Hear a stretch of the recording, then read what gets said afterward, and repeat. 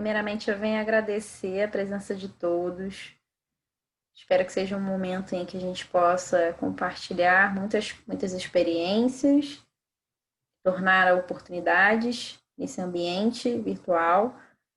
Eu vou trazer um assunto muito recorrente, muito importante a ser discutido, que é sobre as convulsões e epilepsia. Então, é um assunto recorrente que pode acontecer em diversas situações no nosso dia a dia. Então, a gente pode ter um momento aí de estar andando no caminho de casa, a gente pode estar na faculdade, na academia, no ambiente de qualquer outro lugar, né? Tô esperando para fazer um exame médico. Então, tem vários locais em que a gente pode se deparar com pessoas que apresentem essa condição e que a gente tem que saber como agir. Os profissionais de educação física lidam com pessoas que estão ali em atividades, né, com o corpo, e a gente pode ter uma descarga elétrica significativa, a gente pode mobilizar esse sistema nervoso central, e aí dessa forma apresentar, essas pessoas podem apresentar convulsão. A gente vai falar um pouquinho sobre as convulsões e epilepsia, trazer as diferenças, mas que são algo, né, situações muito similares. E o momento agora da gente trazer um pouco isso, discutir. Vou compartilhar com vocês também uma situação que eu vivenciei, então, que realmente a gente nunca espera. É uma situação que impacta muito quem está em volta, porque acaba sendo uma imagem que às vezes a gente não sabe como lidar, então a gente tem que ter maior eficiência e rapidez na intervenção, porque sendo uma intervenção segura, a gente consegue salvaguardar essa vida, né? É importante isso. Então, vou trazer aqui algumas definições. Epilepsia. O que é epilepsia? Então, assim, quando a gente fala de epilepsia, a gente tem que lembrar que ela é uma síndrome. Então, ela é caracterizada por algumas desordens crônicas no sistema nervoso central. Então, assim, a gente vai ter crises recorrentes, de forma súbita, em que a gente vai ter uma excessiva descarga elétrica dos neurônios. Então, a gente vai ter um comprometimento dentro da comunicação entre os neurônios, essa descarga elétrica, essas sinapses, a comunicação. Então, a gente vai ter essa condição clínica na qual o paciente, o indivíduo, quem for, ele é sujeito a convulsões recorrentes de uma condição fixa cerebral. Então, a gente não sabe o momento que vai acontecer, a gente não tem isso já programado, então é algo que acontece de forma repentina, súbita, e que a gente tem que ter uma intervenção mais rápido possível. Não devem ser utilizadas referências à convulsão, né, causada por condições reversíveis, então a gente tem que diferenciar que a epilepsia ela é uma síndrome que já é caracterizada por essas crises recorrentes, acontecem, né, de forma recorrente, e a gente tem as convulsões que são causadas por condições reversíveis. Então, eu tive uma hipoglicemia, uma redução do meu nível, né, de açúcar no sangue. Então, eu preciso, naquele momento, fazer algo para reverter aquela situação. E revertendo aquilo, eu consigo me recuperar do quadro de convulsão. Diferente da condição da epilepsia, em que a gente vai ver um pouco mais lá na frente que a maioria das incidências de epilepsia são de causas desconhecidas, então causas idiopáticas, em que a gente não sabe o motivo que aquilo ali está ocorrendo. E também, além disso, a gente tem as abstinências alcoólicas. Então, uma pessoa que é etilista, grave de muito tempo, faz uso do álcool e aí tem uma abstinência, ela pode ter uma descarga elétrica e chegar a ter a convulsão também. As convulsões, né? Como que apresenta as convulsões? As convulsões são contrações involuntárias em instantes de várias regiões da musculatura do corpo que podem ser causadas por alterações na função cerebral, né? As funções cerebrais, elas têm uma descarga elétrica inapropriada pelos neurônios e aí o organismo, ele tenta compensar isso. ele vai, né, tentar descarregar essa descarga elétrica que está acumulada nos neurônios, né, na região da musculatura. A gente tem, em muitas situações, um apagão. Então, o indivíduo que sofre da convulsão, ele vai ter um apagão, ele vai desconectar ali o sistema nervoso central dele. Isso tudo como uma forma protetiva, para a gente não sobrecarregar ainda mais o sistema nervoso central. Então, o corpo é mega inteligente. O que a gente tem que fazer é só trazer proteção a essa pessoa que está sofrendo com a convulsão. É claro que se a gente for pensar num ambiente hospitalar, a gente vai ter intervenção medicamentosa e tudo mais. Mas pensando num ambiente em que a gente não está dentro de um hospital, a gente tem que fazer uma proteção dessa vítima para que ela passe por esse momento da convulsão e ela se recupere. Então, a gente vai discutir isso hoje e vai trazer isso, né, de forma concretizada.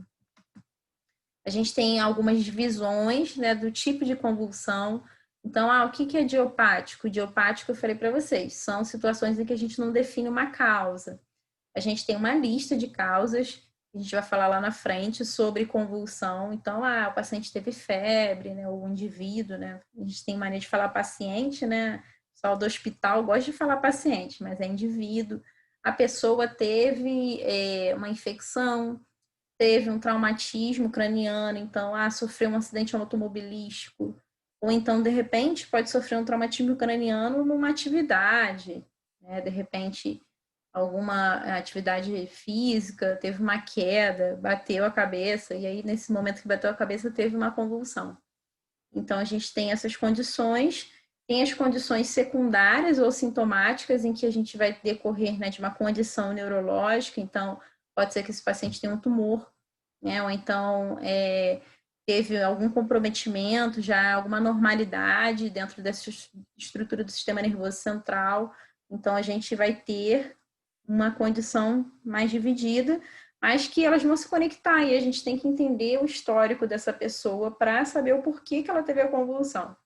Então, assim, o legal, um exemplo, quem faz a avaliação de quem vai iniciar uma atividade física. Dentro dessa avaliação, o educador físico, ele pergunta se a pessoa tem algum distúrbio neurológico, né, alguma condição que acometa o sistema nervoso central, como todas as outras áreas, né, do corpo, né, se tem algum problema muscular, né, de articulação. Então, assim, é importante a gente ter esse histórico, porque se a pessoa relata que ela tem epilepsia, no momento de atividade física, ela pode aumentar esse risco da epilepsia, porque ela está em atividade, ela aumenta a atividade do sistema nervoso central, da musculatura, então ela pode, no momento da atividade física, ser decorrente aí e acontecer uma convulsão. E aí, o que eu faço nessa situação? Então, é isso que a gente vai trazer para vocês. A gente tem algumas condições pontuais, né? Isso dentro de estudos, né?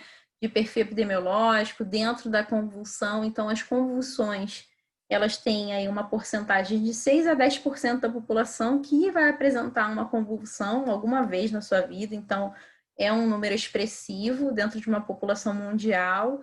1 a 2% pode apresentar recorrência dessa convulsão.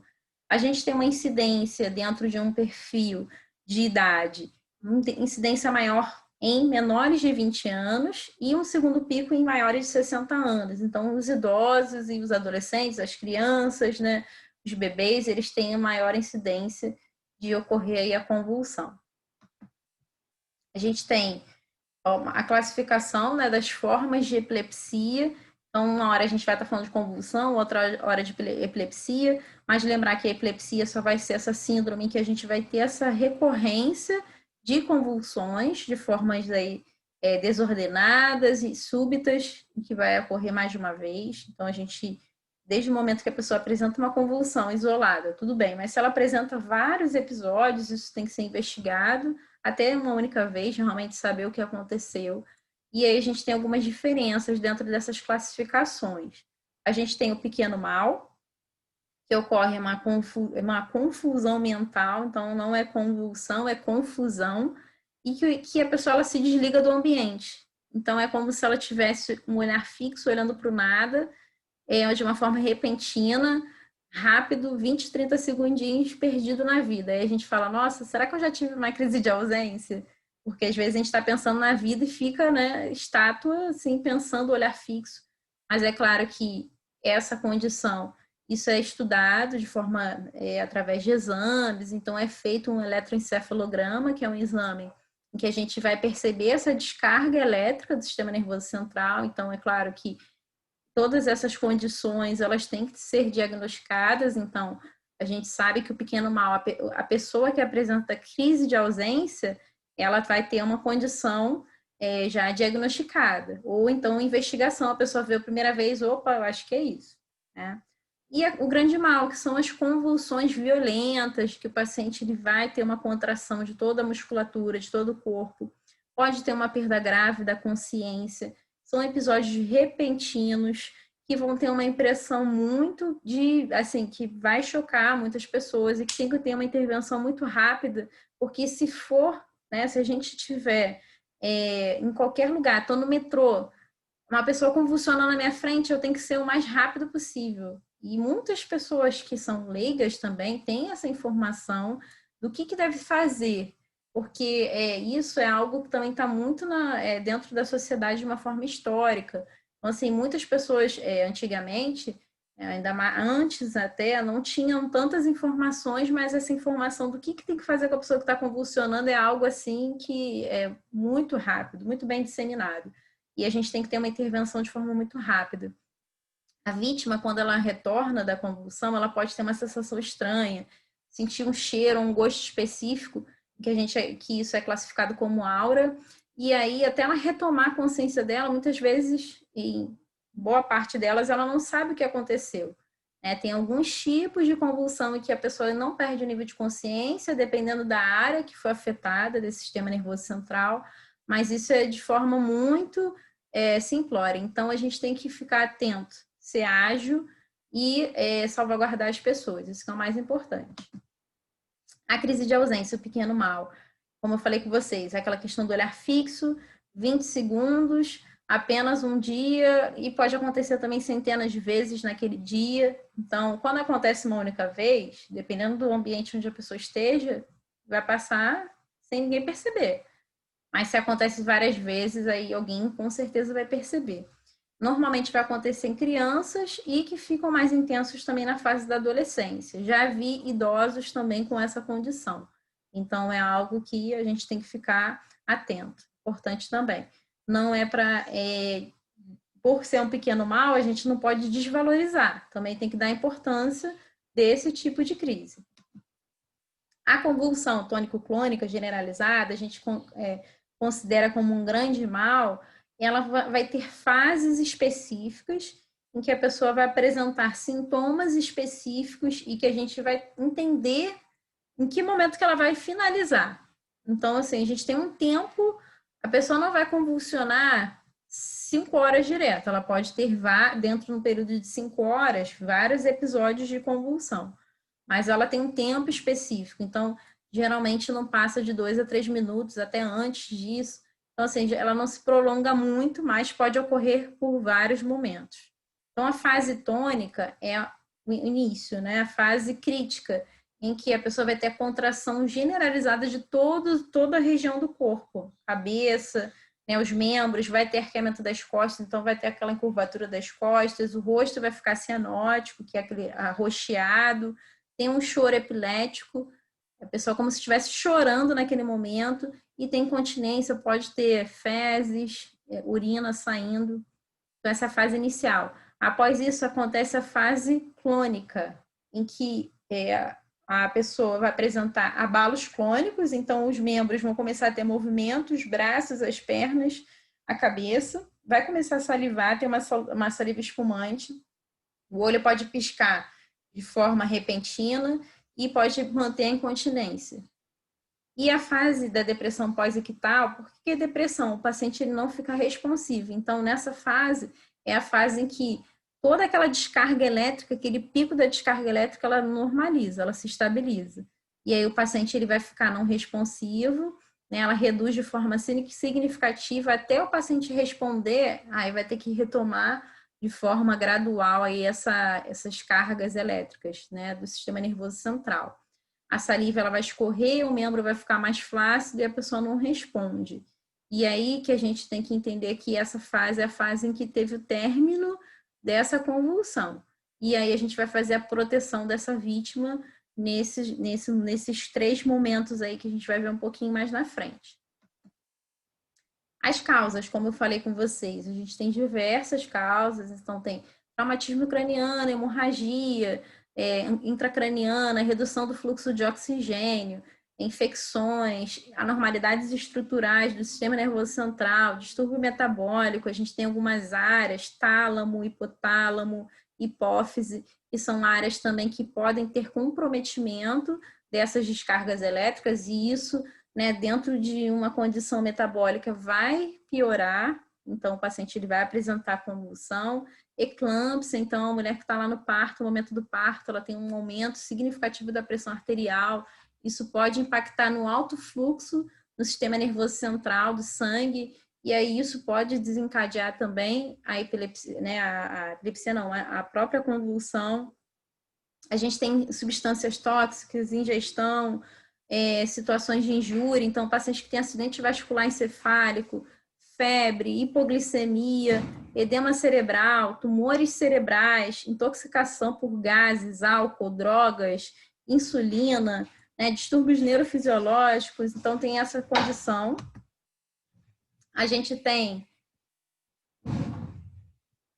também crises epiléticas generalizadas, parcial também, que pode ocorrer essa condição.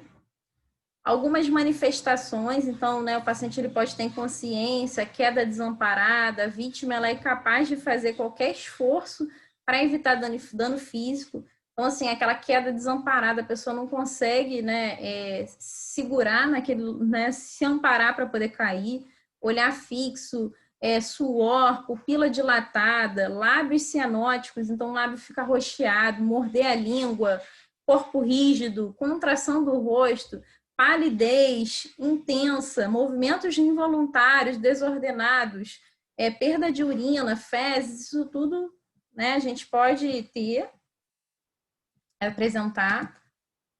Algumas áreas em que vai acontecer essas crises epiléticas, então a gente tem dentro do sistema nervoso central algumas áreas que estão enumeradas aqui na foto, em que a gente vai ter o comprometimento, então braço, perna, tronco, face, vão ser áreas que vão ser comprometidas, elas podem ser generalizadas ou parciais, vai ter uma região do cérebro específico que vai estar envolvido nisso. A pessoa ela vai, né, ela pode não entrar em convulsão ou pode ter alguns outros tipos de reações. Então a gente tem essas condições. Na crise, né, crise na região central. Então a gente tem lá o número 1, né, se vocês olharem a foto aí da massa encefálica, o número 1, o que a pessoa pode apresentar? Uma sensação de dormência.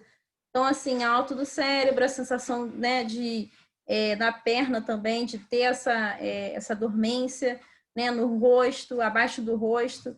A região occipital, então a parte posterior, que é o número 2, se vocês olharem aqui o número 2, a região mais occipital, mais para trás da massa encefálica, vai ser responsável pela visão. Então, nesse momento, a pessoa pode ter alucinação, pode ter visão com bolas coloridas, raios, isso tudo pode acontecer, então a gente tem que ficar atento. Além disso, na região 3, a gente vai ter um distúrbio em que o paciente ele vai atingir essa área, atinge a questão da audição, então o paciente pode ter zumbido, sensação de zumbido, sinos, ruídos, isso pode ocorrer. Na região 4, a gente vai ter, que é ali mais para a base ali da massa encefálica, do sistema nervoso central, é uma área que vai trazer a condição generalizada, né, a superfície cerebral. E aí a gente vai ter áreas marcantes, com fortes contrações musculares, salivação, perda de consciência, então isso pode acontecer. Na região 5, que é a região mais frontal, mais próximo da frontal, a gente vai ter descarga que vai gerar convulsão, mas quando é na região frontal, esse paciente ele não perde o nível de consciência. Então, na região frontal, ele vai ter uma torção de cabeça, o olho pode virar, vai olhar para o lado oposto, tem essa apresentação, mas a pessoa ela sente um profundo mal-estar, mas ela não perde o nível de consciência, ela sente tudo. Na região 7, né, uma região mais próxima da frontal, é uma área em que a pessoa vai ter um suor excessivo, rubor na face, pode ter palidez. Então, cada área específica vai apresentar algum sintoma. Então, por isso que existem as crises parciais e as crises generalizadas. A gente tem que saber diferenciar, não porque a gente vai ter que entender ressonância, exame, nada disso. A gente tem que entender a partir do que a pessoa apresentar. Se eu tiver com suor, né, com tremor inespecífico, né, de repente no braço, um movimento involuntário, um movimento nos olhos, aí eu já tenho que ficar atento. É um tipo de convulsão parcial, não é uma convulsão generalizada. Eu tenho que amparar essa vítima, proteger, para que ela não tenha nenhum risco, ela não sofra risco. E aí o tratamento no pequeno mal, que é a crise de ausência. A gente tem que, o objetivo é acalmar e proteger a vítima até que ela se recupere totalmente. Por quê? Ela não vai ter nenhum risco repentino para ela com aquela crise. Então ela vai ter uma ausência, né, repentina, ela pode ter o olhar parado, tremer os lábios, morder o lábio, fazer ruídos estranhos, remexer compulsivamente, mas ela vai ficar mais parada, ela não vai ter um movimento tão involuntário como no grande mal. Então, a gente vai amparar a vítima, segurar ela até que ela se recupere totalmente. Além disso, o grande mal, a gente tem que aí já é o objetivo mais específico. Pensar naquele paciente que passou por as 3 fases, tônico, clônica generalizada, em que a gente tem um risco dessa pessoa evoluir, né, até para uma parada cardíaca, porque se você não faz um posicionamento ideal, você não protege ali a via aérea dessa pessoa, o paciente pode parar, ter uma parada cardíaca. Então, desobstruir as vias aéreas, levantar o queixo, né, para poder inclinar a cabeça, né, para poder, na verdade, permitir que tenha essa respiração melhor. Não deixar que a vítima se machuque durante o ataque, então tentar proteger, não fazer força também, mas proteger a cabeça, principalmente, para ela não ficar batendo a cabeça no chão. Providenciar atendimento, né? Quando a pessoa recuperar essa consciência é importante, a pessoa ser encaminhada, né, para uma área de atendimento para investigar o porquê dessa convulsão. E o que a gente vai tomar, né, de conduta? Eu trouxe essa imagem que eu achei muito legal. Que a gente tem que fazer o quê? Primeiramente, né, que eu falei com vocês, proteger a cabeça. Se a pessoa estiver usando óculos, retira o óculos. Não colocar nada na boca da pessoa. A gente tem que cronometrar o tempo da convulsão. Lembrar que no máximo não pode passar de 5 minutos. Ligar, pedir ajuda. Não conter a força, né? Não conter a pessoa, a força. Então, não ficar segurando a pessoa. Afrouxar as roupas apertadas, né? Pra gente, se a pessoa já tem um risco de ter uma incontinência, afrouxar a roupa para não, né, não aumentar ainda mais essa condição, né, procurar uma identificação, se for a pessoa estiver sozinha, um telefone com alguém da família, virar o paciente ou a pessoa de lado, isso é importante. Então, amparar, se puder amparar antes dela cair, é o ideal, né? Nem sempre isso vai acontecer. Abrir o espaço ao redor, porque tem gente que fica curioso, quer ficar olhando, afastar a vítima de objetos que podem machucá-la, afrouxar as roupas em volta do pescoço, proteger a cabeça, manter a via aérea desimpedida, elevando o queixo se possível, se puder. Não colocar nada dentro da boca, tem gente que quer segurar a língua, não existe isso, não pode. O risco de você se machucar também é grande. Quando cessarem as convulsões, a gente tem que colocar num posicionamento de recuperação, né? Ficar do lado da vítima até que ela se recupere totalmente. Isso é importante. Algumas observações. Se a vítima permanecer inconsciente por mais de 10 minutos, acionar assistência médica. O ideal é que já teve, quanto antes puder acionar alguém, ou então pudesse a pessoa se recuperar, levar imediatamente.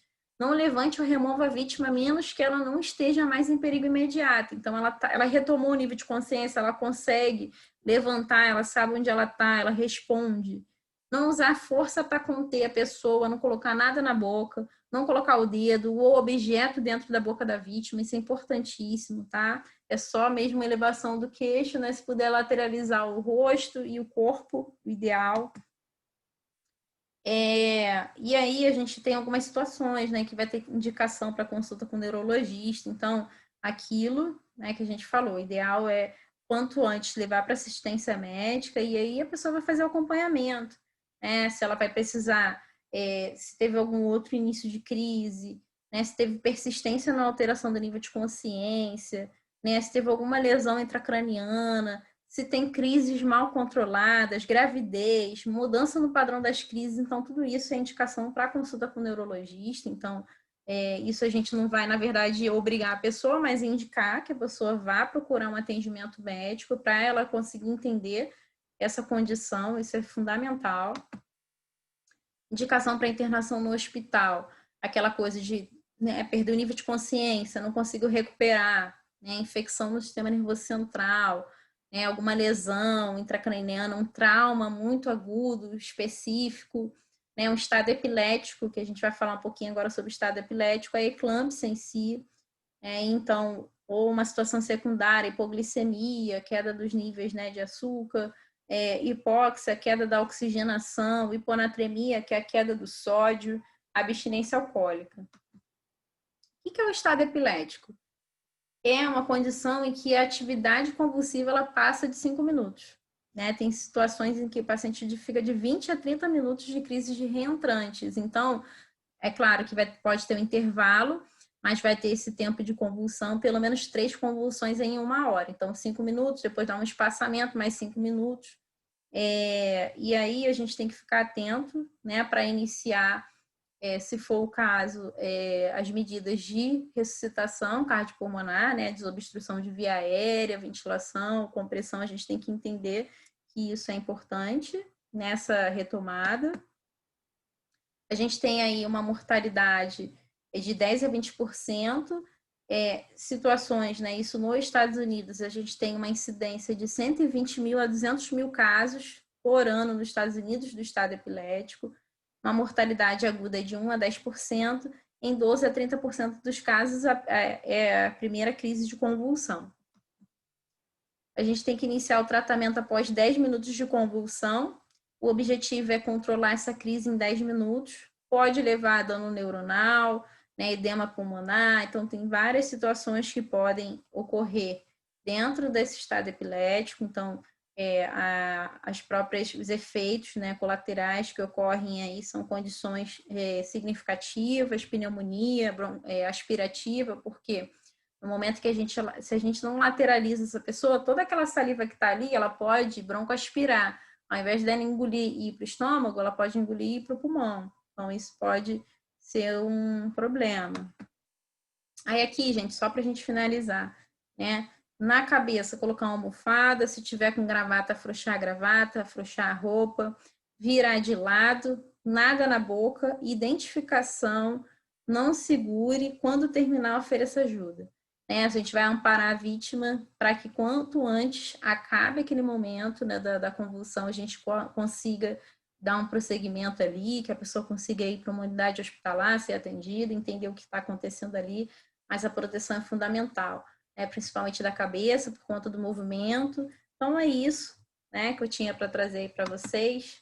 Aqui eu trago algumas referências, a gente vai trazer alguns materiais também para compartilhar aí com vocês. É isso, agradeço a presença de todos e a gente vai estar aqui disponível para o que precisar. É isso, um grande abraço.